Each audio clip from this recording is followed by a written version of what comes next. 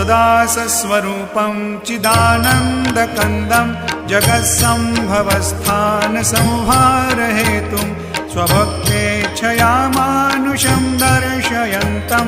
नमामीश्वरं सद्गुरुं सायिनाथं भवद्वान्तविध्वंसमार्तण्डमीड्यं मनोवागतीतं मुनिर्ध्यानगम्यं जगद्व्यापकं निर्मलं निर्गुणत्वां नमामीश्वरं सद्गुरुं सायिनाथं भवाम्भोधिमग्नार्दितानां जनानां स्वपादाश्रितानां स्वभक्तिप्रियाणां समुद्धारणार्थं कलौ सम्भवन्तं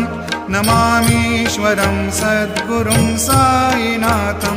सदा निम्बवृक्षस्य मूलाधिवासात् सुधास्राविणं